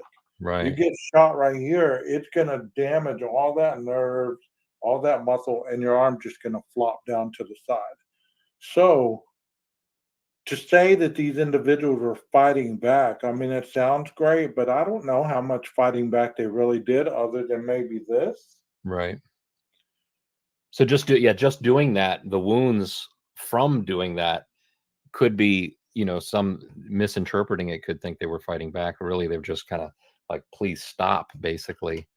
I mean, and I Now, made is that knowledge, the knowledge of cutting, where is that from your criminology studies that you learn that kind of thing, or do you know that from something else? I know you said you fought 3 guys and then took a nap.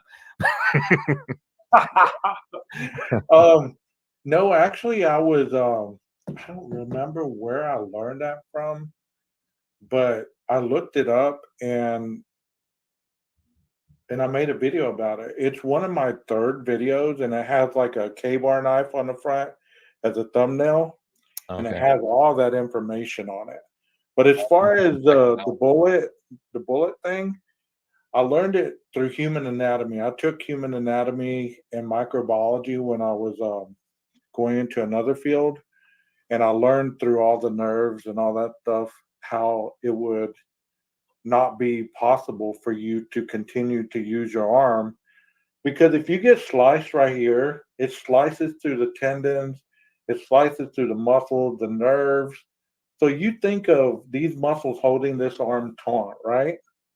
So you slice it, these things are going to break like a rubber band. Right. So your arm is instinctively going to snap this way, and your arm's just going to fall because there's nothing holding it taut. Right. You get what I'm saying? And Yeah. as far as the fingers are concerned, I don't know about the fingers. I mean, I'm pretty sure that, I mean, if you've ever, cut your finger, it bleeds pretty good. But, you know, as far as still being able to use it, I'm pretty certain because there's not a lot of tendons or muscles in the finger areas. Right. But I'm certain around the chest area, about the abdomen too. That you take a good stab or a good slicing there, then it's gonna incapacitate you fairly quickly. Obviously, right here, slice the voice box. You ain't gonna be able to talk. You ain't gonna be able to scream. Right. You know. Well, Um, and obviously, you probably already know the reason I ask if it's from your criminology studies that you learn this, because it it makes me stop and think. It's like, especially if I'm comparing, like, okay, was this the act of a drunk frat guy or somebody who studied this kind of stuff and maybe has been ruminating on it and thinking about it for a long time? Um, and then the perfect storm happened in their lives, and they decided that this is what they're going to do.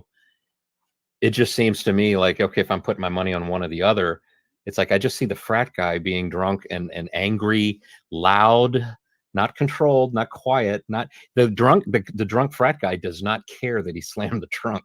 The drunk right. frat guy is slamming the door as well, and he's peeling out as he's got like ACDC cranked. He's just, Yeah. it's not. The second vehicle would have been the drunk frat guy. The big truck. That would have been the drunk frat. Right. Yeah. Or yeah, probably like, okay, I don't want anybody to know I'm drunk because I'm about to drive. Yeah, that could. Yeah.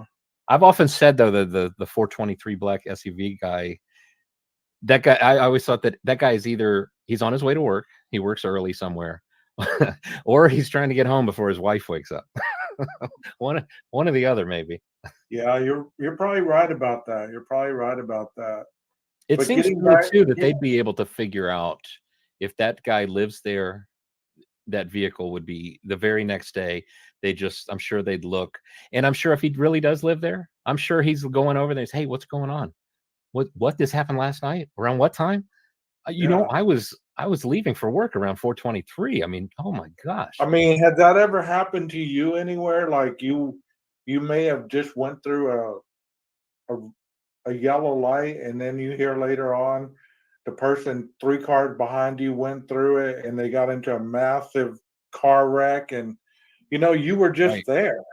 Something traumatic just happened, but you made it out for whatever reason. Or if there've been times where, you come up on an accident that just happened. There's nobody there except the vehicles, and you can see it's fresh, and you think to yourself, oh my gosh, I forgot my phone in the house and I went back to get it. because Right. of that, maybe that's why I wasn't in that wreck. But Jeff, you were asking about the knife, and that's interesting that you asked about that because early on, I got on Reddit. I'd post, things that I knew. I'd instantly get attacked, all this stuff. I'd post on some of the platforms that are on YouTube, people would attack me and this and that. One of the things I would say is because I was learning during this time about serial killers, and they were talking about that 80% of females use knives when they're killing. 80%. hmm, So I was thinking, well, I know a guy that's the 20% range, but why would a guy use a knife? A guy's going to use a gun, right, he's going to beat you to death. Also, I remember hearing very early on, I don't know if you heard it, and this might be rumor, but I remember hearing that Ethan got his leg cut so deeply that it went into his hamstring areas. hmm, And there were some other things that were done to him that actually took some time to do. He had some stuff cut off and, this, that, and the other. And I remember hearing that. And I thought, man, that took some time. hmm, But for one person, okay, we're going to go to one person theory here, right quick, okay? So stay with me. okay, One person, remember very early on, the coroner said they were all asleep. So they were all stabbed and killed in their sleep. I could see that with the females because all the females were little statured women. They were 5'5", not very big. I could see that. The 6'4" guy, unless he wasn't as athletic as people made him sound, that's the only way that I could see that he overtook him. hmm, But if it would have had to be something very quickly, like, you take out Maddie, so you have one person that you're having to deal with, and she's giving you a hell of a fight. You finally take her out. You go downstairs, you encounter Xana. She starts fighting with you, jumping on you, yelling for Ethan. He comes out, and then you're like, oh shit, I got two of them jumping on me and shit. How are you gonna? You just had a fight upstairs. You know what I mean? And you're downstairs and you're fighting these two off. right, How are they not going to overtake you? Because when your fight or flight kicks in, you become superhuman, bro. You you've heard of mothers lifting their vehicle to get their babies out from under a tire and stuff like that. They'd right, never be able to do it on a normal day, but that moment, that superhuman strength kicked in. right. So, I mean, It's like the Incredible Hulk. I remember back when I was a kid that we watched that show all the time. I loved it. And I think it was because that show was so popular, there was often news stories talking about, mhm. people that had like you said, mother lifting a car off to save her child or something. Yeah. Yeah, that adrenaline and that yeah, whatever it is in combination that just makes you able to do that. But my theory, I don't know if you ever heard my theory about how think it happened, how it went down, at least in the order. But I imagine, I'll say it quick. I don't because I can go off, but just so basically, I think Maddie was first in her room. I think she was probably passed out, and the first victim, it might have been the only one that he intended. Maybe this was an SA that he wanted to do, um, or not. Maybe. Okay, see, I'm going off tangents already. I'm gonna keep it quick. It's fine. You're good. You're good. I want to hear this. No, because it'll go on for an hour. Hey, it's fine, man. I'm good. I'll give you 1 more hour and a half or so. Okay. But so I imagine Maddie's maybe passed out in bed, she looked a little inebriated on the grub truck video. I think we can all agree on that. Yeah. I'll insert this too, because it's another thing. I partially wonder if maybe, is it possible she still had that black jacket on, passed out in the bed after eating, and thus, I know there's a lot of people that just love to like say law enforcement is behind this and love to hate the law enforcement. But is it possible they lifted up that black jacket and said, one, they said this thing smells like it's been here for like a month. But two, they're aware of what Maddie was wearing in the bed and where she's still laying, up there as they're investigating. So, okay, so Maddie is first. I believe Kaylee, even though Gonsalves family seems to think that they were in the bed together, I don't think so. At least that's my theory currently. I think Maddie was in her room. I think the dog was alerted to the smells or in the sounds of a stranger in Maddie's room. And just like my dog's, is barking a little, I know he wants to go out, but he's got a different bark if somebody's approaching the house. And I can easily see myself saying, look at the way my dog's acting. There's someone here. It would make total sense to say that. So I think Maddie is in her room, gets awoken by the dog. Maybe the dog commotion also is what wakes up Dylan. So she says, sounds like somebody's playing with the dog. I think Kaylee is coming across the hall to check it out. The words that Dylan described was, there's someone here. If Kaylee was in the room with Maddie and there's a killer in there, I don't think she's going to say, there's someone here, or I think there's someone here. Maybe she was saying that out loud to alert Maddie. Hey, there's somebody here. Right. Be careful, whatever. Right. Yeah, because if they were concerned about stalkers, apparently, the news story, the vape guy was talking about them. So, yeah. But they so I think Kaylee came across the hall, said there's someone here, saw what was happening to her friend. Maybe she didn't see that it was a knife that was going. Maybe she thought it was like, it was an essay type of thing about, and so she went in. Look at her dad. Her dad is alpha dad, is take charge. Surely she has got some of that in her and tried to go stop it. And maybe she realized very quickly that, oh man, he's got a knife. And by that point I grabbed her.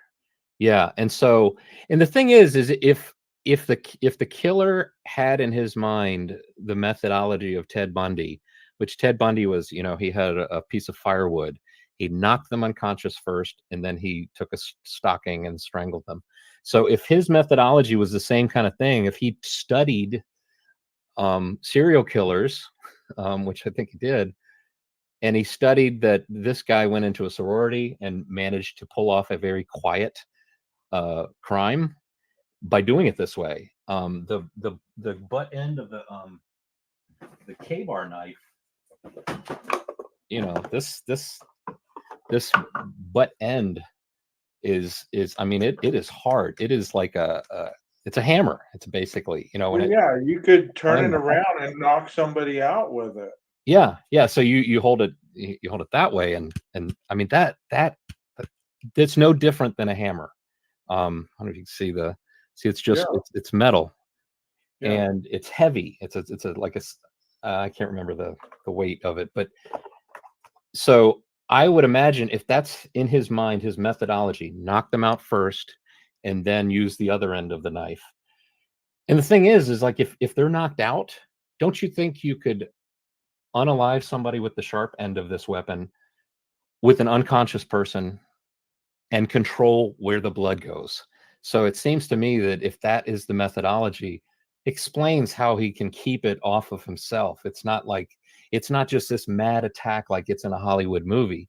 But I think Kaylee coming in might have startled him. And now I've heard that she's had some very heavy damage to her face. If that could explain the case.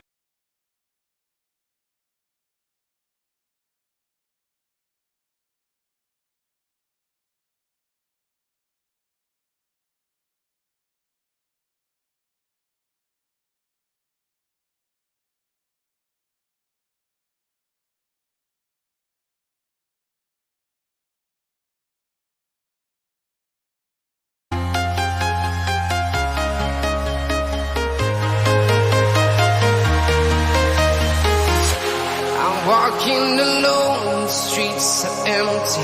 The only thing I can see is my own silhouette. I'm getting stronger, step by step. The clock is ticking, but there's no time for me. I've been flying from town to town, from London to Taiwan.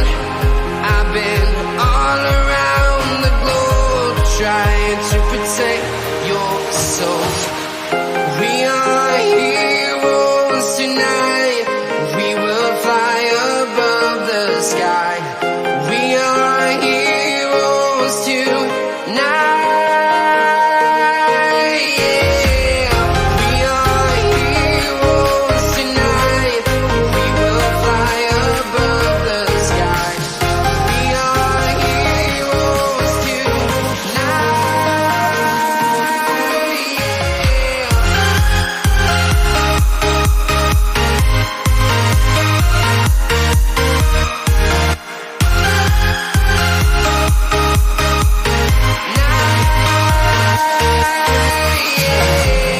Feeling like a dynamite, ready to explode right up in the sky. I need you to listen